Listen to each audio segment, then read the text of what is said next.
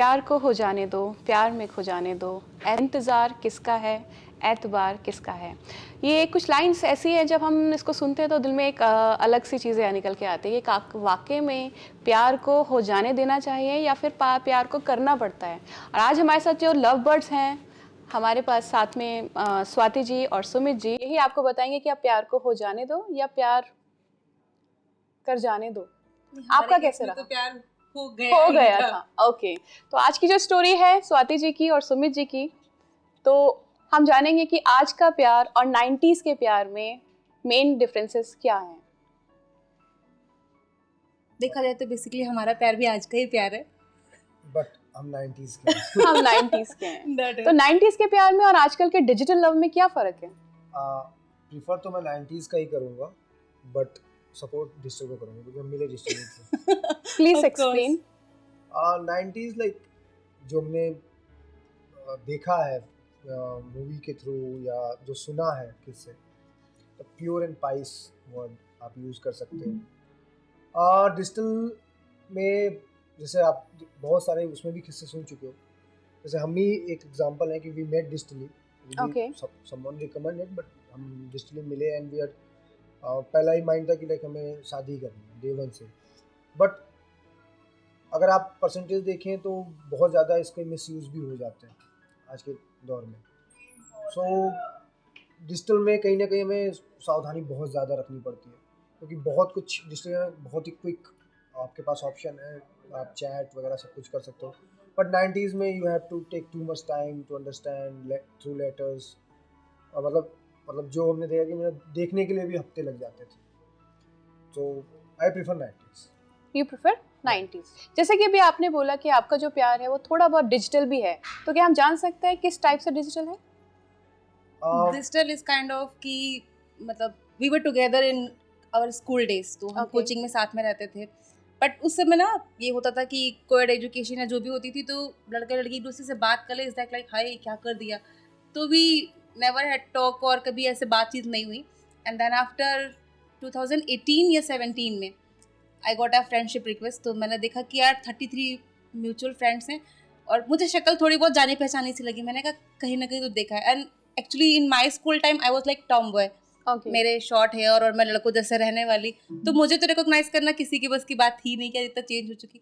मुझे लग रहा था कहीं ना कहीं देखा है and I accepted the request.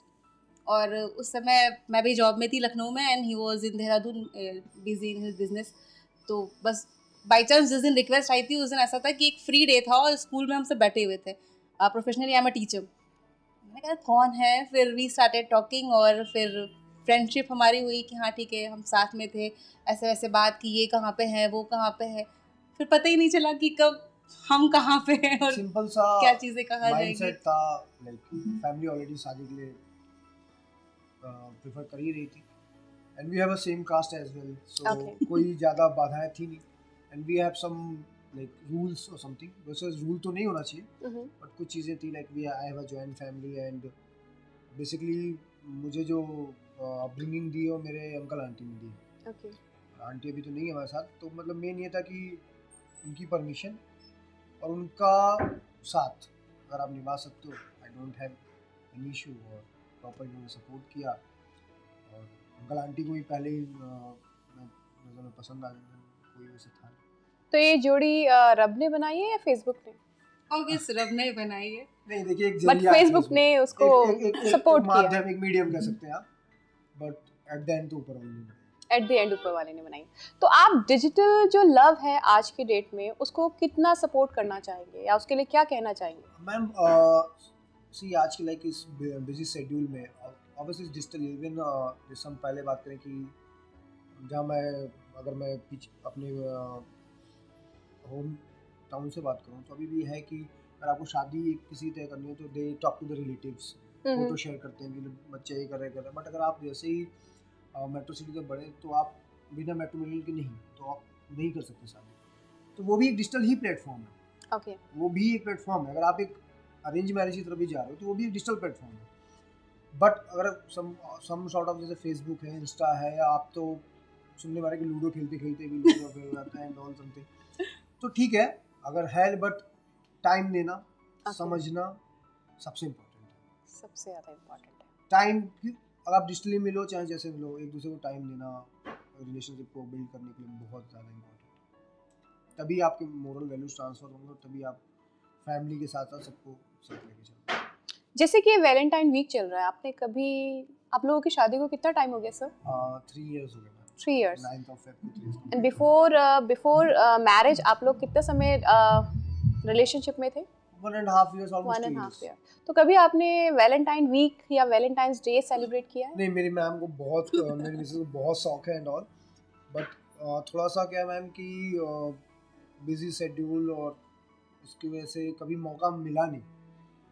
But ये कि साथ वैलेंटाइन वीक हमने सेलिब्रेट किया कि टाइम निकल जाए एक दूसरे के लिए और कुछ स्पेशल हो जाए यही।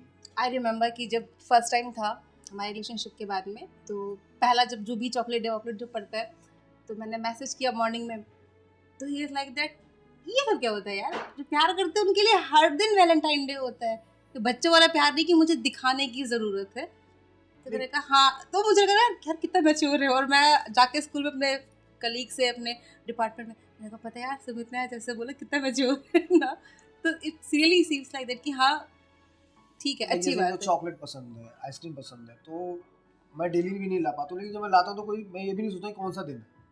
नहीं, यूजुअली क्या होता है, वैसे तो हम हर दिन ही प्यार को सेलिब्रेट करते हैं, बट जैसे कि ये वैलेंटाइन वीक चल रहा है, तो Obviously। आप इसके लिए क्या कहना चाहेंगे? क्योंकि आज के यंगस्टर जो हैं बहुत ज़्यादा इस सब चीज़ों को लेकर के इतने ज़्यादा इमोशनली अटैच हैं चीज़ों को लेकर के, तो आप उनको क्या मैसेज देना चाहेंगे? Ma'am specially for this week मैं ये कहूँगा कि किसी भी मतलब डे को मतलब आप ऐसे सेलिब्रेट करो, मतलब स्पेशली क्या मैसेज दूँ मुझे तो नहीं समझ आया, क्योंकि हमने कभी सेलिब्रेट ही नहीं किया। We never celebrated. बट तो रिस्पेक्ट, चाहे आप आज का दिन हो चाहे हमेशा रहे, रिस्पेक्ट जब तक है किसी भी रिलेशन में। मैं थोड़ा सा अलग ले जाऊँगा इस टॉपिक को। बहुत से फ्रेंड्स हैं जिनके साथ शादी हुई है एंड देन किसी कारणवश या किसी रीज़न वजह से सब कुछ था, दे celebrate everything and all, but एक टाइम पे जब रिस्पेक्ट खत्म हो गई तो कुछ नहीं बचा। तो वैलेंटाइन डे से मेरा यही, इस वीक में मैं यही मैसेज है सबके लिए, कुछ भी करिए रिस्पेक्ट मेंटेन रखिए, जिससे कि आपको आगे चल के कभी भी ये रिग्रेट ना हो कि यार उस दिन क्या, इस साल हमने वैलेंटाइन में क्या सेलिब्रेट किया और नेक्स्ट ईयर हमें यहाँ पर सेलिब्रेट करने मिला। तो when you have a respect, a proper respect, तो आपको कभी वो वीक चुभेगा नहीं, चाहे आप बिफोर रिलेशनशिप है या आफ्टर रिलेशनशिप। तो यही मैसेज। यूजुअली हम ये देखते हैं कि सपोज जैसे सपोज अगर हम एक चीज़ को ले लें कि इस साल तो हम पूरा 7 दिन है किसी के साथ में, और नेक्स्ट ईयर फिर क्या होता है, एक सिनारियो जो चलता आ रहा है, वो कोई पार्टनर दूसरा हो जाता है, पूरा वैलेंटाइन वीक सेलिब्रेट होता है, तो इसको आप क्या कहते आजकल हैं? तो सच्चा प्यार तो ऐसा ही है। I saw in my college, मेरी ग्रेजुएशन ही देहरादून से ही है, तो मैंने कॉलेज में बहुत देखा। सो वही चीज़ है कि आपके पास जो फ्रीडम है या आपके पास जो ये चीज़ें ओपन मिली सेलिब्रेट करने को, या ये इन दिनों का आप स्पेशल बना रहे हैं, तो उसका मिसयूज़ नहीं होना चाहिए। मतलब कि आज आप किसी और के साथ हो, फिर नेक्स्ट ईयर आप किसी और के साथ हो, और सेम प्रॉमिसेस, सेम कमिटमेंट्स आप नहीं कर सकते। तो इसलिए जैसे कि मैंने पहले ही बोला कि बिफोर स्टार्टिंग रिलेशनशिप सबसे बड़ी चीज़ है कि आप एक दूसरे समझने का time. We met like after 1 years, हम फ़ोन पे ही थे, मैसेज पे थे, and we are totally clear कि हाँ we have to get married, my family comes are this, उनके साथ ये है and all, and drastic change लिया उन्होंने अपनी लाइफ में। उन्होंने एक लखनऊ से सिटी से एक छोटे शहर में शिफ्ट किया, जॉब किया। मेरी माँ को जिस दिन से I she was hospitalise, but पूरी तरीके से उन्होंने संभाला। 2.5 साल हम लोग सेपरेट रहे, शादी के बाद भी मेरी फैमिली को संभालती रही। रिसेंटली हमने साथ रहना शुरू किया। तो अब देखा जाए काइंड, अगर आप इससे आप लव मैरिज करो तो आई थिंक आज के दौर में इसके बाद कोई भी कपल साथ अलग नहीं रहना चाहिए, but we have a clear commitments. हमने टाइम दिया एक दूसरे चीज़ों को, वैल्यूज ट्रांसफ़र किए, तो मैंने निभाया, मैं भी यहाँ दिया। जैसे अभी कल ही था प्रॉमिस डे था, हग डे था, बहुत सारे डेज निकले हैं। प्रॉमिसेस हैं, Promises हैं। आज जैसे कि प्रॉमिस डे है। प्रॉमिसेस हैं ma'am. We were not aware. Ma'am ने बहुत कुछ झेला मेरे, बहुत कुछ इनकी लाइफ की चीज़ें मेरी वजह से मिस हुई। जैसे after marriage we face lockdown, Feb married, March से हमने लॉकडाउन फेस किया, and I have a small business in Dehradun, so मेरा बिजनेस टोटली शट डाउन। उसके बाद मेरी माँ एडमिट हॉस्पिटल में। सो वी फेस एवरी, मतलब एक होता है कि शादी के बाद जो होना चाहिए चार्म एरोमा, वो कुछ नहीं मिला मैम को। फिर हॉस्पिटल के चक्कर and all, then financial crisis and all, career graph इनका नीचे गया। मैं 2 साल तक काइंड ऑफ अनएम्प्लॉयड था। तो आई हैव अ प्रोमिस कि वेरी सून जो चीज़ें मैं इनको नहीं दे पाया लास्ट 2 साल या 2.5 ईयर्स में, वो मैं इनको जल्दी से जल्दी दूँ। वो कुछ लिस्ट है मेरे, मतलब चेक लिस्ट है। क्या हम जान आई सकते एम हैं, नॉट अवेयर। क्या हम जान सकते हैं और हमारे दर्शक जान सकते हैं इस चीज़ को?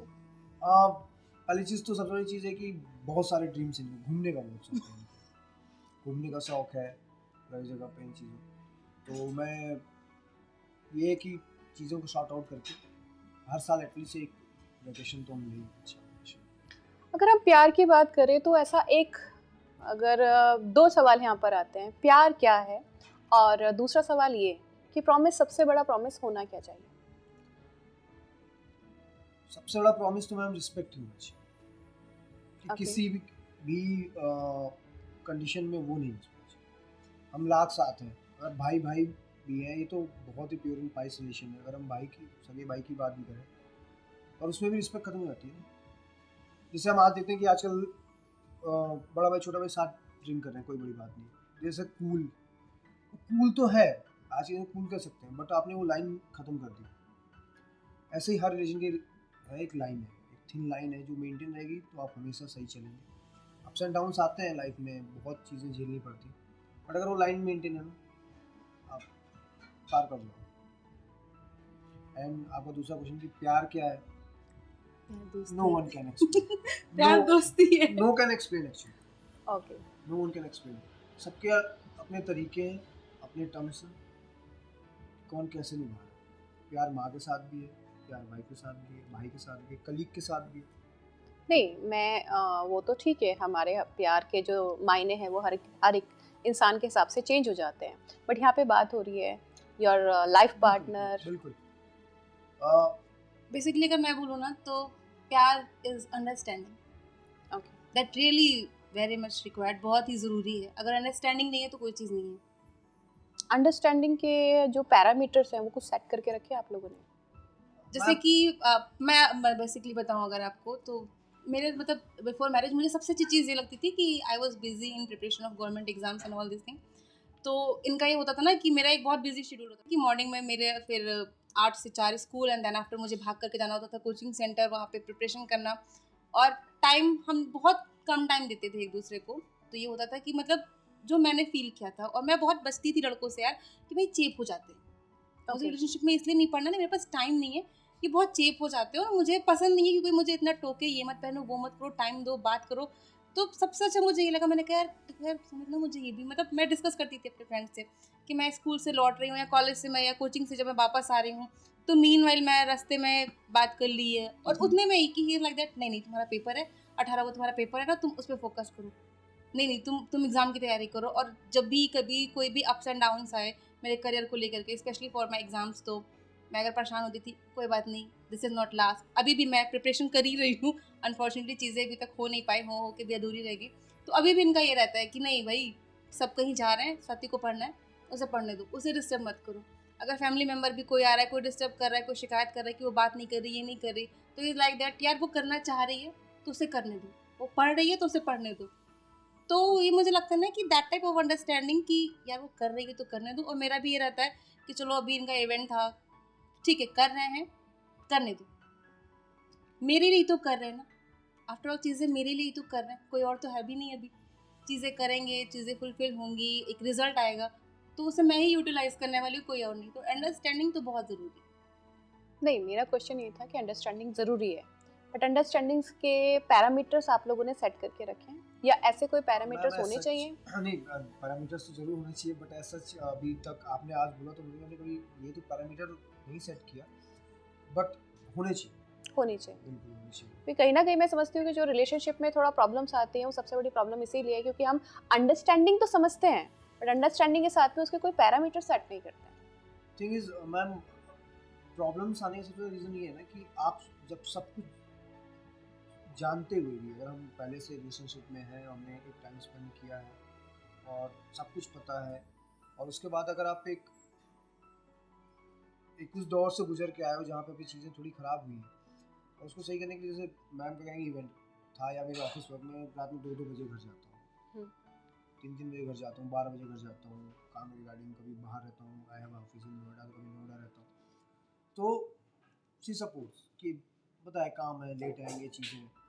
अब उसी जगह पे मैम को कहेंगे नहीं, मुझे नहीं मतलब है, आप काम करो ना करो, मुझे टाइमली घर चाहिए, तो फिर वहाँ पे आपके पैरामीटर्स बिगड़ जाते हैं। तो जब आपको पता है सारी चीज़ें, आप जानते हो, तो उसके बाद आई थिंक पैरामीटर बिगड़ने नहीं चाहिए, और जहाँ बिगड़ते हैं तभी रिलेशन खराब। मैं आप लोगों से काफ़ी अच्छा कॉन्वर्सेशन हम लोगों का चल रहा है और काफ़ी मज़ा भी आ रहा है आपकी बात, लेकिन मैं कुछ ऐसा कोई ऐसा इंसिडेंट जानना चाहूँगी जो आपके दिल के हमेशा करीब है और हमेशा रहेगा, कोई भी इस बीच का। थिंक जब मैं पहली बार लखनऊ गया था अपने फ्रेंड्स मिलने फ्रेंड्स के साथ, तो शाम को मैं देहरादून वापस आ रहा था, बाइक रोड ही था, कार से था अपना, तो I know she loves ice cream and chocolate, तो मतलब सुबह हमने क्या आई थिंक लंच किया दोपहर में, फिर हम दो साथ घूमे वगैरह, सारी काम है, तो लौटने लगा तो क्योंकि रूट वही था जिस रूट से देहरादून आते हैं, तो उनका जो फ्लैट है वो रास्ते में पड़ा, आई कॉल्ड हिम कि अब आ जो मैं से गया हूँ, वो मेरा एक छोटा सा था कि मतलब मैं आगे बढ़ गया कि यार ठीक है, अगली को आइसक्रीम पसंद, तो एक छोटे से है कि मैम आई और ये भी मैं आइसक्रीम जिसमें सब बड़ा, एक छोटा सा मोमेंट हमेशा मेरे दिल के करीब। ये वाला। और आपका मैम? मेरे तो बहुत सारे फिर भी कोई एक? नहीं, हमारे तो बहुत सारे हैं, बट मेरे दिमाग में ना एक चीज़ हमेशा रहती है आफ्टर मैरिज, मैं शेयर करना चाहूँगी। जैसे उन्होंने बताया कि हम इनके आंटी अंकल के साथ में रहते थे, एंड आफ्टर आवर मैरिज मतलब ये भी था कंडीशन है कि हाथ की मेहंदी भी नहीं उतरी थी और उनकी प्रॉब्लम शुरू हो गई थी। तो जब उनका लास्ट स्टेज था and it was approx 6 month after marriage, तो हम उन्हें ऋषिकेश लेकर आए थे कि फाइनली उस समय लॉकडाउन चल रहा था, मेरे स्कूल्स भी थे कि ऑनलाइन मोड पे चल रहे थे कि देहरादून में ही रहेंगे। तो अनफॉर्चुनेटली रास्ते में उनकी तबीयत बहुत बिगड़ गई थी और हम एम्स में उनको लेकर के मतलब गए कि सीधे यहाँ से भागते हुए कि अब देहरादून नहीं जाना है, सीधे हरिद्वार से हम कट लेते हैं और एम्स पहुँचते हैं। तो एक दिन वो एम्स में थी और उसके बाद में उनकी मतलब अनफॉर्चुनेटली वो चली गई थी। तो उस समय ना जो एम्स में जो हम लोगों ने जो टाइम स्पेंड किया था ना, ये बहुत बहुत ज़्यादा चाची के करीब थे कि चाची चाची चाची स्वाति, अगर चाची हाँ बोलेंगी तो शादी होगी, चाची के साथ रहना है। और चाची का भी ये था कि मतलब इनका घर का नाम छोटे है तो उनको पसंद है, तो ये है वो। तो उस समय ना वहाँ पे एम्स में फैमिली मेम्बर में सिर्फ एक को एंटर करने देते हैं और हम दो साथ में थे और किसी को पता नहीं था कि हम दोनों साथ में। तो बहुत ज़्यादा ये थके हुए थे, ड्राइव करके ही आ रहे थे। तो वहाँ पे ना एक ऐसे बेंच पड़ी थी स्टील वाली और उसमें भी ऐसे पार्टीशंस होते थे। तो उस समय वो वाला टाइम ना मेरे लिए, जैसे मैं कभी भी सोचती हूँ कि मैंने कितने हार्ड डेज या कैसी चीज़ें हम लोगों ने आफ्टर मैरिज फेस करी है ना, तो मेरे माइंड में ना ये चीज़ ज़रूर आती है कि यार उस समय मैं इनके साथ थी जब इनको सबसे ज़्यादा मेरी ज़रूरत थी। और ये कंडीशन थी ना कि कभी जैसे मैं ऐसे बैठी थी तो ये मेरे गोद में सर रख के सो रहे थे, फिर 2 घंटे बाद अच्छा सत्य तुम बैठ जाओ, तुम लेट जाओ। तो ये मेरे दिल के हमेशा बहुत करीब रहेगा क्योंकि बहुत ही हार्ड टाइम था वो। और आई थिंक उस समय सबसे ज़्यादा इनको ज़रूरत थी मेरी, एंड थी And मैं you was इनके there. साथ में। वो 6 महीने वो में से वो रात hospital लिटरली में था। वो रात मतलब 6 महीने हम थे। हमने मतलब लखनऊ में जब एडमिट कराया तो उस समय लखनऊ में फ्लैट होने के बाद भी जिस हॉस्पिटल में थे मेरे नोन में ही था सारा, क्योंकि मैं लखनऊ में रह रही थी चीज़ें। फिर भी हमने कार में रात गुजारी, बहुत बहुत बहुत कुछ देखा हमने। बट वो जो ऋषिकेश और एम्स हॉस्पिटल वाली चीज़ें हैं ना, वो एक दिन ना मुझे हमेशा याद रहते हैं कि बहुत बहुत मुश्किल टाइम चल रहा था। और उस टाइम पे आई वॉज प्रेगनेंट ऑल्सो। तो फिर अनफॉर्चुनेटली वो भी था कि उत्तराखंड से फिर जो इनका होम टाउन है that is near by Bihar, मतलब कहाँ पे मुझे पता नहीं। गोरखपुर। सो एम्बुलेंस में हम लोग गए और उस समय इट वाज इनिशियल एज, तो मिसकैरेज भी हो गई थी, चीज़ें हो गई थी। तो वो वाला मोमेंट ना हमेशा मेरे बहुत करीब रहता है कि अगर चीज़ें ऐसी ना होती, ऐसा होता तो आज सिनेरियो कुछ और होता।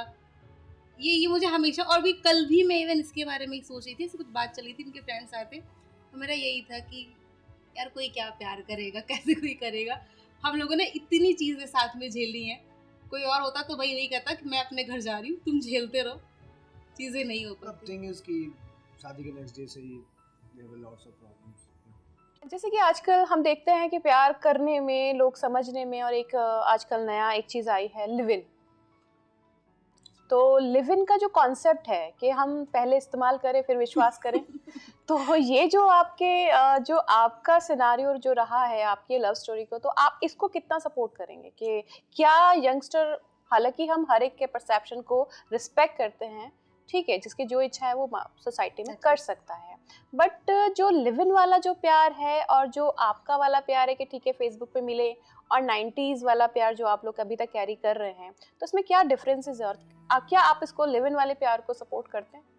मैम सपोर्ट अपने फ्रेम में तो नहीं करते हैं, बाकी जो कर रहे हैं उनको हम मना भी नहीं कर सकते, but we don't think so कि लिव इन ऐसे कल्चर के लिए हमें थोड़ी ज़रूरत है। ठीक है, एक हम फास्ट लाइफ जी रहे हैं, डिजिटल एरा में जी रहे हैं, तो जब भी कोई नया एरा आता है तो every era have a pros and cons. जैसे कि एक चीज़ होती है कि उसमें जैसे हम लोग अभी बात कर चुके हैं कि अंडरस्टैंडिंग, लेकिन बहुत से लोगों को उतनी मैच्योरिटी नहीं होती। अंडरस्टैंडिंग का भी एक लेवल होता है, जैसे मैंने आपको कहा पैरामीटर तभी सेट होते हैं जब मैच्योरिटी लेवल मैच करता हो। अगर मैच्योरिटी लेवल मैच नहीं करेगा तो आप कैसे किस तरह की पैरामीटर सेट कर सकते हैं? जैसे कि जैसे हमने शुरुआत में कि हमने पहले दिन से शादी की बात की, उसके पीछे एक रीज़न था। She is about to like 28, 27 and I am about like 27, 28।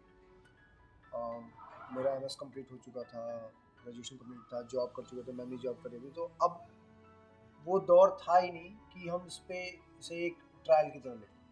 Okay. तो माइंडसेट पहले था कि अगर हम बात आगे बढ़ करते हैं तो उसका एंड गोल होगा मैरिज, अदरवाइज नहीं करेंगे। उसका भी एक बूम बैरियर था, पेरेंट्स इनके और मेरे। वहाँ भी हमने एक पैरामीटर सेट कर रखा था कि अगर किसी की तरफ से भी कॉन्ट्रडिक्शन आता है तो 27 and 28 is the age of a maturity. not age of majority, depend on education. Like I said कि I complete my PG and is already spent too much time in teaching sector. तो आप already बहुत कुछ देख चुके होते हैं, right? और उस समय तक मैं लगभग 2-4 कंट्री और 8-10 स्टेट तो ट्रैवल कर ही चुका था इंडिया में। तो आप बहुत लोगों से मिल चुके हो, बहुत सारे किस्से कहानियाँ सुनते हो, आप फिल्टर करते हो, दिमाग में रखते हो। आप जो लिविंग वाला किस्सा कर रहे हो, ऐसा नहीं है कि मेरे सामने से नहीं गुजरा या मेरे फ्रेंड्स ने नहीं किया and all, but at the end फिर वही परसेंटेज वाली बात है कि रिजल्ट्स नहीं उतने अप्रोप्रिएट आते हैं। बिकॉज मैं जिस दिन मिला उसी दिन से अगर साथ रहने लग जाता, तो शुरुआत के कुछ दिन ना तो बहुत अच्छे लगते हैं फ्रेगनेंस वाले, बट फ्रेंड्स होते हैं, क्योंकि आप डायरेक्ट तुरंत इंट्रोड्यूस करा नहीं पाते हो, धीरे धीरे इंट्रोड्यूस होंगे। फ्रेंड्स का सर्कल अलग होता है, फिर आप उनको टाइम दोगे तो बुरा लगेगा, आप नहीं टाइम दोगे तो भी बुरा लगेगा। लेकिन जब आप एक दूसरे को ऑलरेडी एक टाइम दूर से दे चुके होते हो, समझा चुके होते हो, तो उनको पता, तुम्हारे फ्रेंड का नाम भी इनको पता होता है कि हाँ अमर आए हैं आज अगर, या फैजल आए हैं आज अगर, तो ये क्या करें कि कितने टाइम पे आएंगे, घर आएंगे। बट मैं अगर इनको पहले फैजल से मिला हूँ, एक दिन तो अच्छा लगेगा, लेकिन तीसरे चौथे बार में फैजल उनको तकलीफ देना शुरू कर देगा, यार फैजल ही है, वो जाके बैठा। तो समय के साथ हर एक चीज़ होना बहुत ज़रूरी है। तो जैसे कि मैंने या आपसे कहा था कि सपोज आपने जो बताया है कि आपका जो एज था वो मेच्योरिटी लेवल, लेकिन आजकल के जो यंगस्टर जिनकी हम बात कर रहे हैं, जो कि ये वैलेंटाइन वीक को लेकर कितने ज़्यादा क्रेजी रहते हैं, वैलेंटाइंस डे को लेकर कितना ज़्यादा क्रेजी रहते हैं, और बहुत सारे प्रोमिसेस जैसे कि हम लोग अभी ऑलरेडी डिस्कस कर चुके हैं कि कर देते हैं, बट नेक्स्ट ईयर क्या होता है कि नेक्स्ट ईयर उनका पार्टनर चेंज होता है, प्रोमिसेस चेंज हो जाते हैं।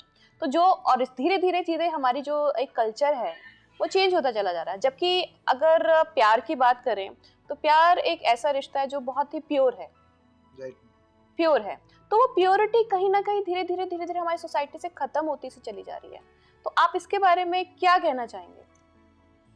मैम जैसे मैंने बताया कि जब आप एक एरा चेंज करते हो ना, तो उसके बहुत सारी अच्छी चीज़ें होती है, बहुत सारी नेगेटिव चीज़ होती है। अगर आप इस यंग जनरेशन की बात करें तो बहुत सारी अच्छी चीज़ें भी कर रहे हैं। बहुत सारे ऐसे हैं कि अपने प्यार को पाने के लिए IAS तो क्वालिफाई कर जाते हैं, राइट, कि ठीक है आज तो नहीं समझ में आ रहा है, कोई बात नहीं, IAS निकाल के दिखाता हूँ। कुछ है शॉर्ट टर्म गोल्स वाले भी हैं, तो शॉर्ट टर्म गोल्स वाले को तो आप वो तो उनका गोल ही शॉर्ट गोल टर्म है, ही शॉर्ट है। तो उनमें तो आप कुछ कह ही नहीं सकते। हम्म। तो एरा का है मैम डिफरेंस। तो जैसे प्यार की बात की जाए तो प्यार को प्यार की तरह से करना चाहिए या समझदारी के साथ में समझ के तब करना चाहिए? प्यार को पूरी समझदारी के साथ करना चाहिए। तो प्यार प्यार है या समझदारी है? नहीं बिल्कुल मैम, प्यार है प्यार, लेकिन प्यार बोले कि ये हम गाड़ी भी चलाते हैं तो हर जगह पता है, हमने सारे लाइसेंस ले रखा है, ये है, ग्रेजुएट हैं, पोस्ट ग्रेजुएट हैं, पीएचडी हैं, सब है, फिर भी हर जगह वार्निंग्स लिखी होती है। क्यों? तो जैसे कि हमने स्टार्ट किया था कि प्यार को हो जाने दो, तो जो चीज़ हो रही है उसको हम कर कैसे सकते हैं? मैं बिल्कुल हो जाने दी, लेकिन उसमें साथ साथ आपको जो मैंने बताया ना कि वो जो साइन मार्क्स लगे हैं, सावधानी के साथ हो तो जाना आप love at the first time वाले में बिलीव नहीं करते हो? हमारा हुआ ही नहीं लव लगा एट फर्स्ट साइट ऐसी चीज मेरे लिए एग्जिस्ट नहीं करती।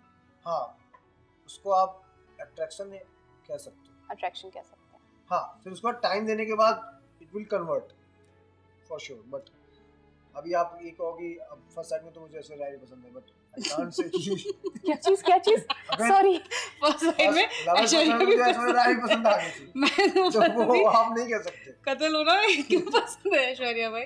ठीक है, love at first sight is just attraction. If you spend time, if you will will time, for sure it will convert on love.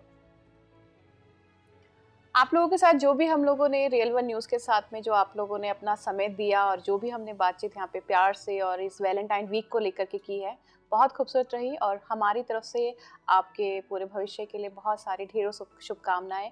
और इसी के साथ साथ मैं आप लोगों से एक रिक्वेस्ट करूँगी कि आप हमारे व्यूवर्स में खास करके जो हमारे यंगस्टर्स हैं उन्हें कोई ऐसा मैसेज दीजिए कि वाकई में जो आज आप अलग अलग ना होकर के एक हैं, कल को वो भी इस तरह से रहें कि आज वो किसी से प्यार करते हैं तो कल वो वही प्यार उनके लिए लाइफ टाइम लव बन करके भी रह सके। तो कोई ऐसा सजेशन अगर आप देना चाहें तो प्लीज़।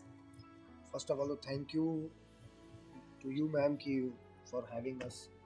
आपने हमारे वाकई इस वैलेंटाइन डे को आपने स्पेशल बनाया, लिटरली आपने स्पेशल बनाया। My pleasure. ठीक, आपने वाकई ये वीक तो याद ही रहेगा अब हमेशा कि हाँ आपने इस वीक में बनाया। और रही बात मैसेज की मैम, मैं अपने तजुर्बे से सिर्फ इतना ही कहना चाहूँगा, आप जिस चीज़ को पसंद करते हो ना उसको हासिल करने के लिए जिद भी ज़रूरी है, लेकिन ज़रूरत भी ज़रूरी है। थोड़ा सा और इसको मैं डिफाइन कर देता हूँ। आपने जिसको पसंद कर लिया, ठीक है, शौक है, चाहिए, पता है, नहीं आते हैं नीड लोगों को, बट उस चीज़ को आपके पास लाने के लिए भी ना एक जर्नी होती है। तो वेट करिए उस जर्नी का, मेहनत करिए उसके लिए, sure you will get that. Shortcut कभी सक्सेस नहीं होती। तो जैसे कि सर ने कहा कि जो जर्नी है उसका वेट कीजिए और मैं ये कहती हूँ कि इस जर्नी को एंजॉय कीजिए, क्योंकि ये जो मोमेंट्स हैं प्यार के छोटे छोटे, जो कि छोटी छोटी चीज़ों को बड़ा बना करके बड़ा सा बना सकते हैं, वो आप लोगों के लिए और आपके आने वाली जनरेशन के लिए, जैसे आज सर हम लोगों को सबको बता रहे हैं अपने प्यार के बारे में, अपनी लव स्टोरी के बारे में, ऐसे आप लोग भी शेयर कर सकते हैं। और इसी तरह की कोई भी स्टोरी अगर आप हमारे साथ में शेयर करना चाहें तो यू आर मोस्ट वेलकम। नीचे डिस्क्रिप्शन बॉक्स में आपको सारी डिटेल्स मिल जाएंगी, तो kindly contact us. Thank you so much. Thank you. Thank you ma'am.